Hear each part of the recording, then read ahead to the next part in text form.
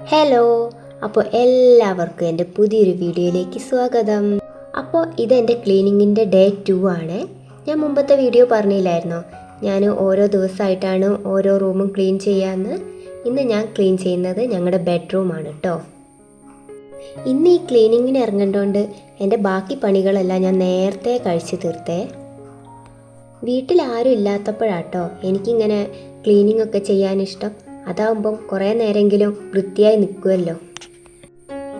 ഇത് സിയമോക്ക് 6 മാസമുള്ളപ്പം ഞങ്ങൾ സ്റ്റുഡിയോ പോയി എടുത്ത ഫോട്ടോയാട്ടോ. കണ്ടില്ലേ, ഞാൻ നല്ല തടി ഉണ്ടെന്നൊക്കെ. പിന്നെ ഒരു വർഷമായിക്കുന്നു ഞാനൊന്ന് മെലിയാൻ വേണ്ടിയിട്ട്. ഞങ്ങളുടെ ഈ ജനലിലൊക്കെ പെട്ടെന്ന് പൊടി പിടിക്കുകയെ. ഞാൻ പറഞ്ഞില്ലായിരുന്നോ, ഞാൻ ഇങ്ങനെ കവർ അടിക്കാറുണ്ട്, അപ്പോൾ അതിൻ്റെ പൊടി വേഗം ജനലിലൊക്കെ പിടിക്കുമെന്ന്. ഈ ഷോക്കേസ് തുടയ്ക്കുക എന്ന് പറഞ്ഞാൽ എനിക്ക് വലിയൊരു ടാസ്ക്കാണ് കേട്ടോ. ഒരുപാട് കളിപ്പാട്ടങ്ങളും ഒക്കെ ഉള്ളതുകൊണ്ട് ഇതൊന്നും ഇപ്പോഴൊന്നും ഉള്ളതല്ല കേട്ടോ. സിയ കുഞ്ഞാവുമ്പോഴേ ഉള്ള കളിപ്പാട്ടാണ്. അവൾ പിന്നെ ഒന്നും നശിപ്പിക്കാത്തതുകൊണ്ട് ഒക്കെ അവിടെ തന്നെ ഉണ്ട് ഇപ്പോഴും. 6 മാസം മുതൽ വാങ്ങിയ കളിപ്പാട്ടമൊക്കെ ഉണ്ടായില്.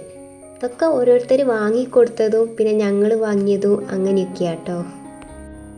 താഴത്തെ ഷെൽഫിലാണ് അവൾ ക്രാഫ്റ്റ് ഉണ്ടാക്കുന്ന സാധനങ്ങളും അതുപോലെ ജേണലിങ് ചെയ്യുന്നതിൻ്റെ ബുക്കും ഒക്കെ കൊണ്ടുവെക്കൽ. ഇതാട്ടോ സിയൻ്റെ സ്റ്റഡി ടേബിള്. ഇതിൽ ബുക്സ് മാത്രമല്ല അവൾ കൊണ്ടുവെക്കുക, കുറേ ക്രാഫ്റ്റിൻ്റെ സാധനങ്ങളും കൊണ്ടുവെക്കും. ഇത് കണ്ടില്ലേ. പിന്നെ ഈ ടേബിൾ ഞങ്ങൾ ഫ്ലിപ്കാർട്ടിൽ നിന്ന് വാങ്ങിയതാണ്. ഇതുവരെ കംപ്ലൈൻ്റ് ഒന്നും വന്നിട്ടൊന്നുമില്ല. ഞങ്ങൾ 1 വർഷമായിട്ട് ഇപ്പോൾ ഇത് ഉപയോഗിക്കുന്നുണ്ട്. ഹോളിൽ സൗകര്യമില്ലാത്തതുകൊണ്ട് ഈ സിംഗിൾ സോഫ വാങ്ങിച്ച മുതലേ ഈ റൂമിൽ തന്നെയാട്ടോ കിടക്കൽ. ഈ ഷോക്കേസ് ക്ലീൻ ചെയ്യാനാട്ടോ എനിക്ക് ഒരുപാട് സമയമെടുക്കുക. എല്ലാം പുറത്താക്കി തുടച്ച് അതേപോലെ തന്നെ എടുത്ത് വെക്കണ്ടേ. അപ്പോൾ എനിക്കൊരു 1 മണിക്കൂറിലൊക്കെ മേധയാവും ഇത് ചെയ്ത് തീർക്കാൻ.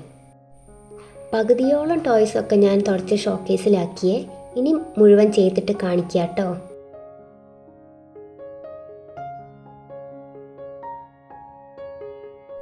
ഇത് ഞങ്ങളുടെ കല്യാണത്തിൻ്റെ ആ ടൈമിൽ വാങ്ങിയ അലമാരയാട്ടോ. കാണുന്ന വലുപ്പം മാത്രമേ ഉള്ളൂ, തീരെ സ്റ്റോറേജ് കുറവാണ് ഇതിന്. ഞാൻ കവർ സ്റ്റിച്ച് ചെയ്യുന്ന മെഷീനാട്ടോ ഇത്. ഇതിൽ തുണിയും സ്റ്റിച്ച് ചെയ്യാൻ പറ്റും, പക്ഷേ നമുക്ക് കട്ടിയുള്ളതായതുകൊണ്ട് ആ മെഷീനിൽ തന്നെ വേണം സ്റ്റിച്ച് ചെയ്യാൻ. ഇൻഡസ്ട്രിയൽ മെഷീൻ എന്നാട്ടോ ഈ മെഷീൻ്റെ പേര്. ഞാനിത് വാങ്ങിച്ചിട്ടിപ്പോൾ 6 വർഷമായി.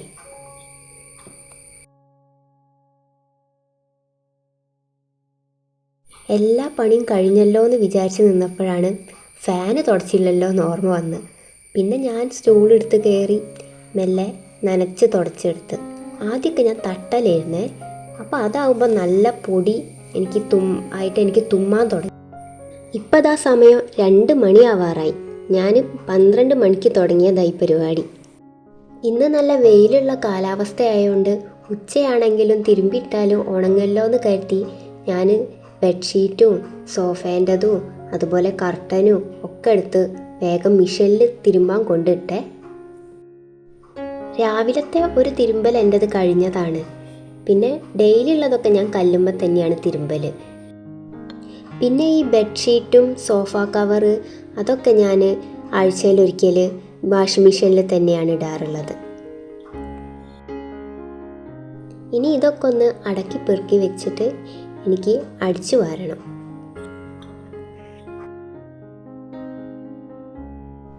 ഇനി ഒന്ന് തുടക്കുകയും കൂടെ ചെയ്താൽ ഈ റൂമിൻ്റെ ക്ലീനിങ് കംപ്ലീറ്റ് ആയി. ഞാൻ എൻ്റെ 2ാമത്തെ റൂം ക്ലീൻ ചെയ്യുന്നത് വേറൊരു വ്ളോഗായിട്ടാണ് ചെയ്യുക. എന്നാൽ ഞാൻ എൻ്റെ ഈ കുഞ്ഞു ക്ലീനിങ് വ്ളോഗ് നിർത്തുകയാണ്. അപ്പോൾ എൻ്റെ വീഡിയോ ഇഷ്ടപ്പെടുകയാണെങ്കിൽ എല്ലാവരും എന്നെ സപ്പോർട്ട് ചെയ്യണം. അതുപോലെ തന്നെ എൻ്റെ ചാനലൊന്ന് സബ്സ്ക്രൈബും ചെയ്യണം. തൊട്ടടുത്തുള്ള കുഞ്ഞു ബെൽ ഐക്കണും പ്രസ് ചെയ്യാൻ മറക്കരുത് കേട്ടോ. അപ്പം നാളെ കാണാം. ബായ്.